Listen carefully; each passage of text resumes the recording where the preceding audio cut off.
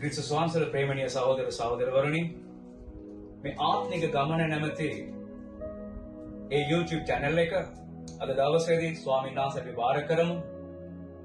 යේසුස් වහන්සේ ආශිර්වාද කරන පිණිස, ශුද්ධාත්මයන් වහන්සේ මේ ගමන ආශිර්වාද කරන පිණිස, මඟ පෙන්වන පිණිස උන්වහන්සේ අසර අපි වාර කරමු, ප්‍රාර්ථනා කරමු.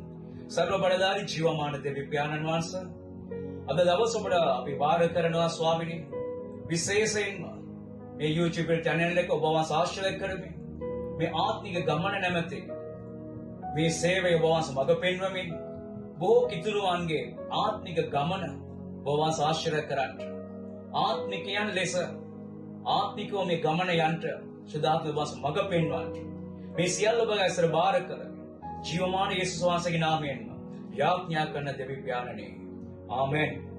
වගේ ප්‍රේමණීය සහෝදර සහෝදරවරුනි, මේ අලුතෙන් පටන් ගන්නට වෙන්නා වූ මේ YouTube channel එක ආත්මික ගමන නැමැති මේ channel එක තුලින් දෙවියන් වහන්සේගේ දරුවන් මේ ආත්මයන් වහන්සේ තුලින් ගමනක් යන්න, ආත්මයන් වහන්සේ ඔන්න මඟ පෙන්වන්නට මේ අද දවස ආරම්භ කරන්නා වූ මේ හැම දෙයක්ම ඒ ජීවමාන දෙවියන් වහන්සේ ආශිර්වාද කරන්න ඕනයි කියලා අපි උන්වහන්සේ ප්‍රාර්ථනා කරනවා.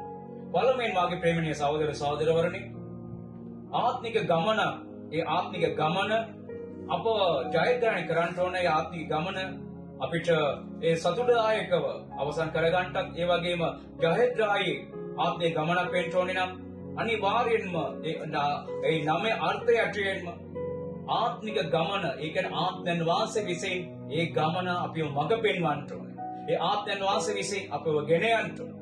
ආත්මයන් වහන්සේ විසින් අප මඟ පෙන්වීම ලබනවා නම් විතරයි ඒක ආත්මික ගමනක් වෙන්නේ. නැතිනම් නම ආත්මික ගමන කියලා තිබේවි. අපගේ මාංශයවත්, ලෝකේවත්, ලෝකේ මිනිසෙක්වත් අපිව මඟ පෙන්වනවා නම් ඒක ආත්මික ගමනක් වෙන්නේ නැහැ. ඒ නිසා ආත්මික ගමන කියන්නේ ඒ ආත්මයන් වහන්සේ විසින් මඟ පෙන්වීමක් ලබන්නා ජීවිතයක්. ඒ නිසා ඒ පළවෙනි කොරින්ති සංදේශයේ 6 වෙනි පරිච්ඡේදයේ 19 වෙනි පදයේ කියනවා අපේ සුද්ධාත්මයන් වහන්සේගේ මාලිගාව කියලා. ඒ නිසා අපගේ ශරීරය ඒ සුද්ධාත්මයන් වහන්සේගේ මාලිගාවක් තිබෙන නිසා නොත් නුඹලාගේ ශරීරය දෙවියන් වහන්සේගෙන් ලැබුවේය. නුඹලා තුල එක්කා සුද්ධාත්මයන් වහන්සේගේ මාලිගාව බව. අපි සුද්ධාත්මයන් වහන්සේගේ මාලිගාව. ඒ අප තුළ සුද්ධාත්මයන් වහන්සේ වාසය කරනවා. ඒ පළවෙනි අපි තේරුම් ගන්න ඕනේ. මේ සුද්ධාත්මයන් වහන්සේ අප තුළ වාසය කළොත් තමයි ඒ සුද්ධාත්මයන් වහන්සේට පුළුවන් වෙන්නේ අපේ මඟ පෙන්වන්න. ඒ සුද්ධාත්මයන් වහන්සේ අපේ ගෙන යන්න පුළුවන්. එතකොට ඉතින් මේ මාලිගා, මේ ශරීරය දෙවියන් වහන්සේගේ සුද්ධාත්මයන් වහන්සේගේ මේ මාලිගාවට ලෙස බාරකොට සුද්ධාත්මයන් වහන්සේ ඔබ වහන්සේ මා තුළ වාසය කරන්නට අපි උන්වහන්සේට ඉඩ දෙන්න ඕනේ. එතකොට තමයි උන්වහන්සේට පළවෙනි අප තුළ වාසය කරන්න පුළුවන් වෙන්නේ. ඊළඟට අපි දකිනවා රෝම පොතේ 8 වෙනි පරිච්ඡේදය 14 වෙනි පදේ සඳහන් කරනවා මක්නිසාද දෙවියන් වහන්සේගේ ආත්මයන් වහන්සේ විසින් ගෙන යනු ලබන යම් පමණ දෙනෙක් ඇද්ද, එපමණ දෙනා දෙවියන් වහන්සේගේ පුත්‍රයෝය. ඒ කියන්නේ දෙවියන් වහන්සේගේ ආත්මයන් වහන්සේ විසින් මඟ පෙන්වනු ලබන අය තමයි දෙවියන් වහන්සේගේ පුත්‍රයන් කියලා පවුල් තුමා කියනවා. ඒ කියන්නේ අපි නිකන් දේව දරුවෝ කියලා කියාගත්තට ඒක නමකට පමණයි. නම් සැබවින්ම අපි දෙවියන් වහන්සේගේ දරුවෙක් වෙන්න ඕනේ නම් ඒ සුද්ධාත්මයන් වහන්සේ විසින් අපව මඟ පෙන්වීම අපි ලබන්න ඕනේ. සුද්ධාත්මයන් වහන්සේ අපව ගෙන යන්න ඕනේ. අපගේ මාර්ගය උන්වහන්සේ අපව සරසන්න ඕනේ. අන්න ඒ නිසා ඒ සුද්ධාත්මයන් වහන්සේ අපිවද මඟ පෙන්වනවාද? සුද්ධාත්මයන් වහන්සේ අපව මේ ගමන යන්න අපිට උදව් කරන්න අපි ඉඩ දීලා තියෙනවාද? ඒ සුද්ධාත්මයන් වහන්සේගේ හඬට අපි කීකරු වෙනවාද? ඒ සුද්ධාත්මයන් වහන්සේගේ වචනවලට අපි කීකරු වෙනවාද? නැත්නම් උන්වහන්සේගේ අවනත වෙනවාද? උන්වහන්සේට අපි විරුද්ධව සිටිනවාද? මේ මත තමයි අපගේ ආත්මික ගමන රැඳී තිබෙන්නේ. ඉතින් ආත්මික ගමනක් කියලා අපි කියාගෙන ආත්මික ගමනක් යන්න අපි සූදානම් වෙලා සුද්ධාත්මයන් වහන්සේ අපි කීකරු වෙන්නේ නැතිනම්, සුද්ධාත්මයන් වහන්සේ අපි සබන් දෙන්නේ නැතිනම්, සුද්ධාත්මයන් වහන්සේගේ මඟ පෙන්වීම අපි ඉල්ලන්නේ නැතිනම් අපි ඒක ආත්මික ගමනක් වෙන්නේ නැහැ. ඒ නිසා බයිබලයේ කියනවා අපි වමට හෝ දකුණට හැරෙනකොට අපගේ පිටුපස්සේ සත්‍යයක් ඇහෙනවලු. මේයි මාර්ගේ, මේ මාර්ගේ යන්න කියලා. ඒ සුද්ධාත්මයන් වහන්සේ අපිට කතා කරනවා. අපි වමට දකුණට හැරෙනකොට අපේ මාර්ගය වෙනස් වෙනකොට අර සුද්ධාත්මයන් වහන්සේ අපිට කතා කරනවා. පුතේ දුවේ මේකයි මාර්ගය. මේ මාර්ගේ යන්න.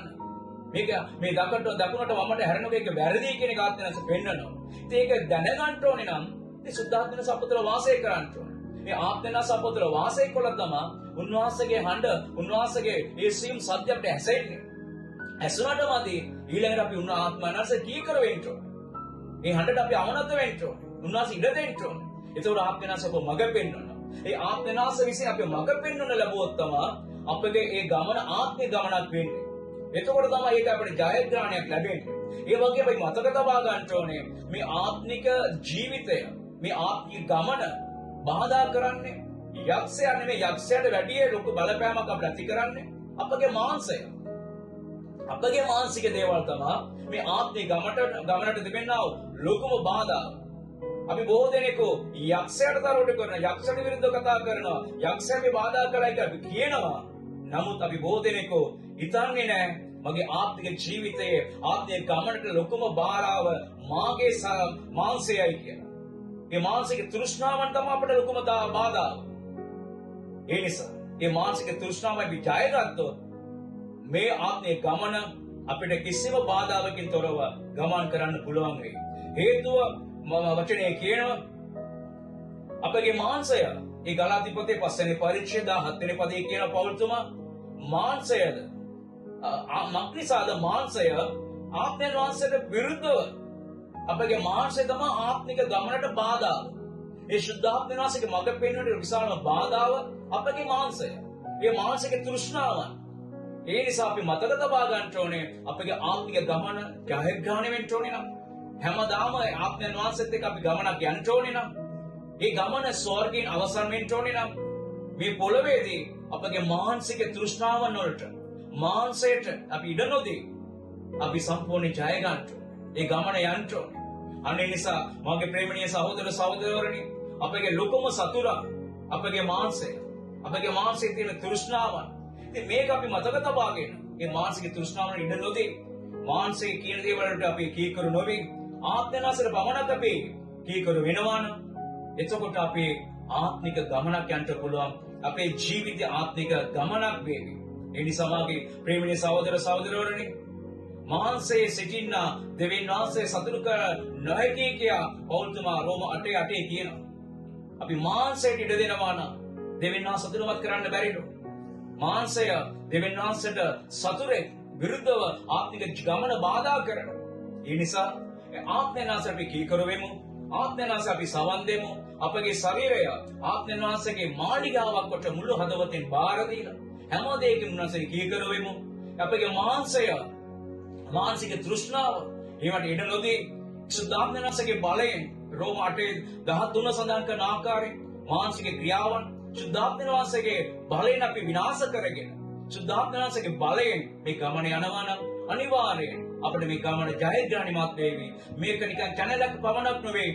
ඇත්තටම ඔබගේ ආත්මික ගමනක් වෙන්න ඕනේ. ඒ තුළින් ඔබගේ ආත්මික ගමන ස්වර්ගයෙන් අවසන් වෙන්න ඕනේ. දෙවියන් වහන්සේ ආශිර්වාද කරයි මඟ පෙන්වන්න පිණිස සියල්ල බාරයි යේසුස් වහන්සේගේ නාමයෙන්. ආමෙන්.